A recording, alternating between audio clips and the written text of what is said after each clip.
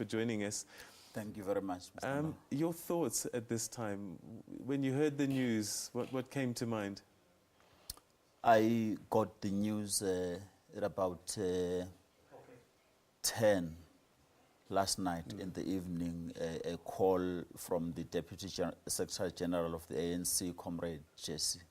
Much as we were anticipating, because earlier to that time, we had heard that people were gathered at the former president's house in Houghton. There was that thought of why are people at night gathered there? She made the call and disclosed that this is what the president would announce, the passing on of our hero. I was shocked. It was as if we didn't anticipate it. But also I had to say within me, he is resting in peace after moments, many months of tribulation, pain under those machines. It's a sad but a joyous moment for a nation, South Africa, because it has given birth to this son. It has given birth for the liberation of this country to a great, great, great man of our time and many, many times to come. Tell us a little bit about his relationship with Cosatu. How did he work with the unions, and what kind of relationship did he have? Look, you can depict that from his main speech that he made in 1994, the 7th of September, when he acknowledged the role that Cosatu has played in the liberation struggle here in this country. He acknowledged immensely what Cosatu did inside the country, and he was watching that through the newspapers whilst in prison. He acknowledged that, and that speech and its critical point was him cementing the centrality of the alliance and the role in particular of workers in South Africa for the liberation of our country. He worked very hard with the collective that there was in enacting the laws that have propelled our lives as workers in this country for a better time than it was before the apartheid era. I can cite the 1995 Labor Relations Act, the 1998 Employment Equity, the basic conditions of employment. Many of these labor laws were put in place and passed under his watch, and I'm sure his contribution, because remember, he's one president in this country, in a democratic society, who said it's not taboo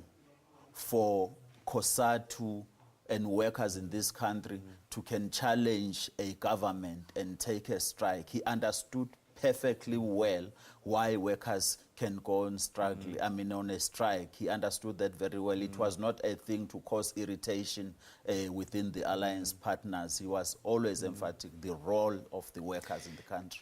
Everyone talks about his ability to sit with everybody and sit with anybody, and we see a lot of strife between business and labor nowadays. And I guess, was he a voice that was able to bridge the two, and to a point that often he would be a conduit for solutions? A humble but very firm leader who stood by a principle, no matter who was on the other side.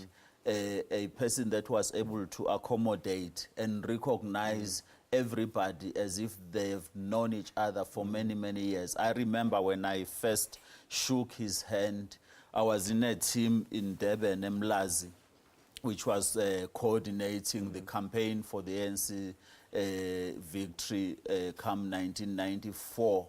He was to come to a rally that we had organized at a school, Mlazi Kamgaga.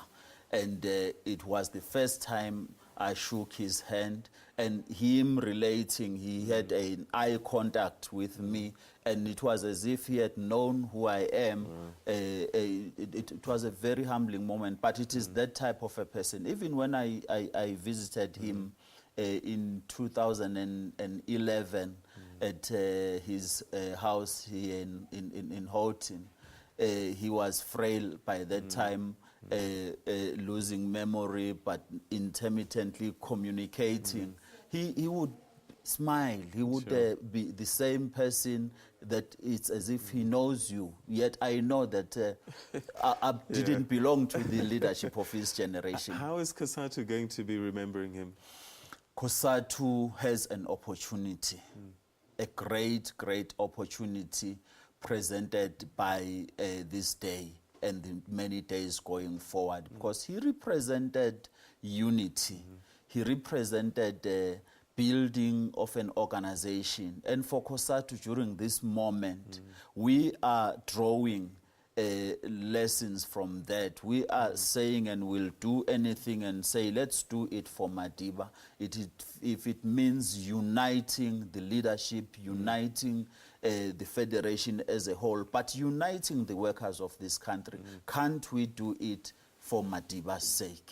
All right. Well, let's certainly hope that they heed that call and that his cohesive magic does its work. Cosatu President Sdumo Dlamini, thank you very much indeed, sir, for sharing your thoughts with us and your memories today. Thanks very much.